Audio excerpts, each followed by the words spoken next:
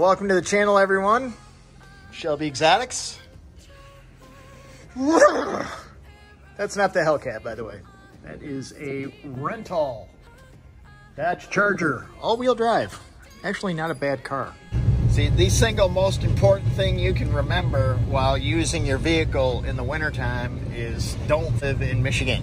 Today we are delivering these 2017 Shelby GT350R. So without further ado, let's go ahead and turn this camera around. And this is Ryan and Cameron. Just kind of wanted to introduce you guys to the lucky customers. They actually drove in from Michigan. So tell me a little bit about how you found out about the car. Well, we saw some videos and a review of your GT350 versus the GT350R. And that led us into this ruby red, which happened to be what we were looking for. That's ours. Now, you guys are driving this thing all the way back to Michigan, is that right? Well, it's not that far. I mean, you make it sound like we're in, Poland. You can see that it does cover it up actually pretty decently. Cold starts never get old in a GT350. Except for the fact that your stupid active exhaust takes 5 minutes to turn on. Okay. Oh wait, cold start rev. Good enough. That'll cost you a voodoo, Ryan. Let's go to work.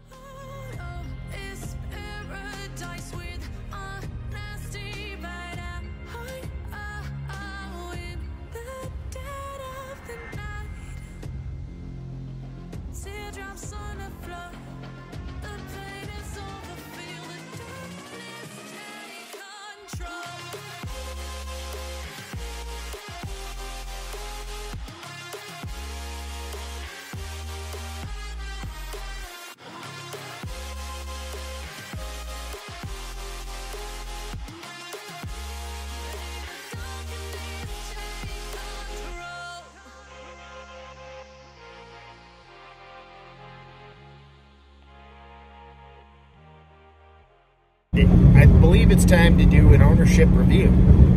Does this car get boring? No. No. Now, I don't daily drive this car. This is more of a, I don't want to call it a museum piece, but that's kind of where it's headed.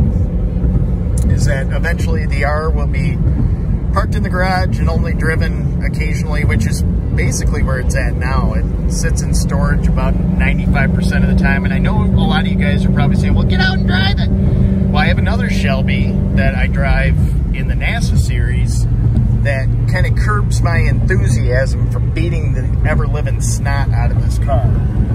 This is chassis number H318, which is kind of funny because that's the first car I ever owned had a 318 motor. It was a 72 Dodge Charger. We are here today to talk about the GT350R. So let's talk about a few things that are kind of an annoyance, say, is washing this car. And you're going to say, wow, that is every bit as lazy as it sounds. Well, see, American cars tend to have a lot more detail of extra garbage and vents on them.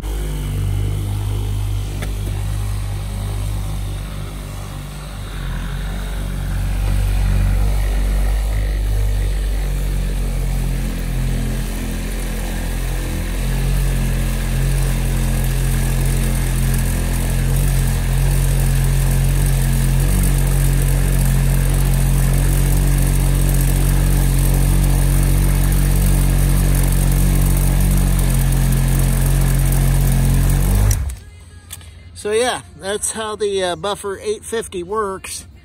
No, I didn't just burn the paint there, don't worry. We just got her a little up to temp. That's how you do it. GT350R style right there. So you've got, in the very front up there, you can see in the top of the hood vent. We got side vents for the brakes that you guys all are very well in the know about. But it's the plastic bits at the bottom, the plastic bits in the front. The rear wing is fairly easy, but the plastic stuff, you can't wax. You can't armor all it without it drying up and looking bad. So I would say take a page out of the European notebook and keep the designs a little cleaner. They're easier to keep clean and they just look less gimmicky, I guess. Not that the GT350 is horribly gimmicky, but that vent up there really doesn't do what it needs to do. And we know what kind of heat can build after, you know, even a 25 or 30 minute track session. Say that I don't really want power seats, but I don't really want this mechanism either. It's clunky. It lifts your seat up.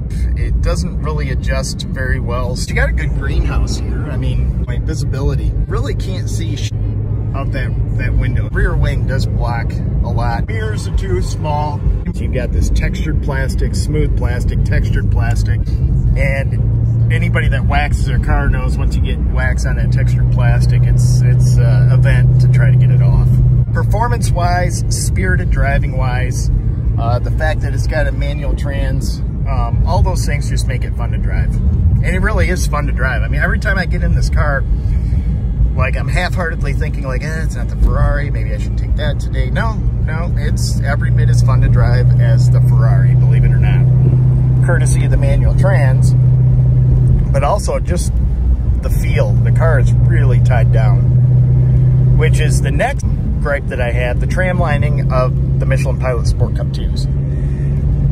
I don't mind it because it's reminiscent of the racetrack, but sometimes this thing has a mind of its own and it just takes off, depending on the road curvature. And, you know, when trucks run on these roads, they tend to run too, you know, sunken in paths into the road, and the car just wants to wander everywhere. So if you're not used to that, boy, this is not a text and drive, scratch your face and drive, or even answer the phone real quick and drive type car. Because you let go of the wheel here, it's fine, but you never know the curvature of the road, and the car literally will just take off.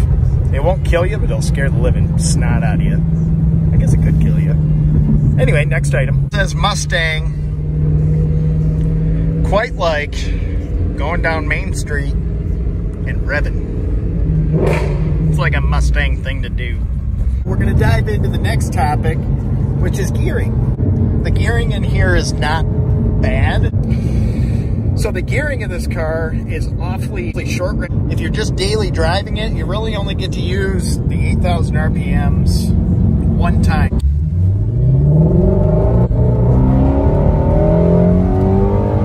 Right here.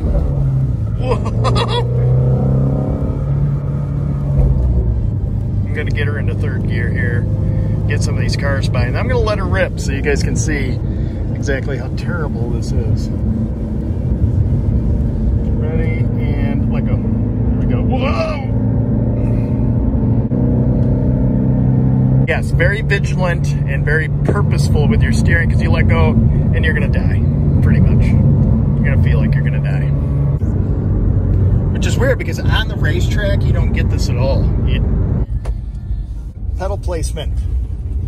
Look, there's no way that I can see, unless I am almost all the way off the brake pedal, to... It's just not comfortable. See how I have to lift off the brake? It's just a clumsy car for heel toe. It really is. The clutch is too high. The brake pedal is too high compared to the gas, as opposed like in Rowdy, where you've got, you know, basically I can just go like this, but I can't. You can do it, but it is clumsy, and it always feels clumsy.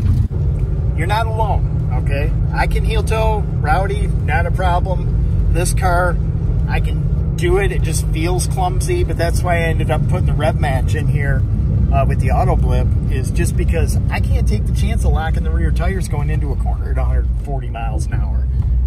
Not the best approach. Oh, we're gonna end up with a serious situation as a result of that. We got enough serious situations just keeping these puppies on the track. You know, we're frogging around with ride heights and all sorts of stuff. See how the radio turns on randomly? Didn't even have the radio on, just unplugged my phone. So there's another gripe. But I'm not here to just gripe about this car, because I do love it. I mean, for all the idiosyncrasies that come with the GT350, still worth it. You know, for 60 grand or whatever, I think I paid 68 for that one. 2 years ago, this has actually been a 2-year review. I bought it 2.5 almost. I bought it in April of 2017. I still love it. It's got 4,000 miles on it. Not too many miles, but roughly the same amount as a race car, but a lot less broken stuff because we don't drive that one like we stole it.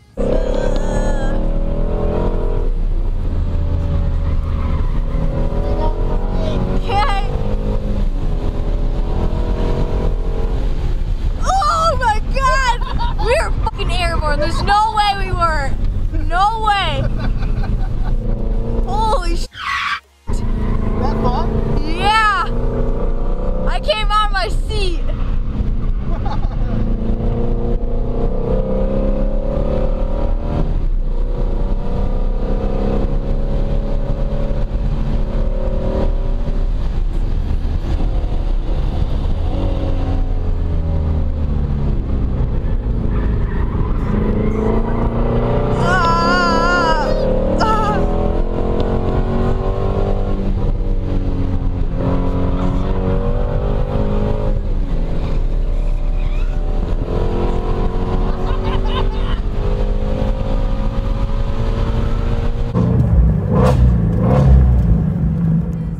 I did try to color coordinate with the car a little bit. Thought that'd be kind of a nice touch. You know, we have Instagram as well, Shelby_Exotics. Feel free to follow us over there, and thanks for watching. Stick around, it'll change your life.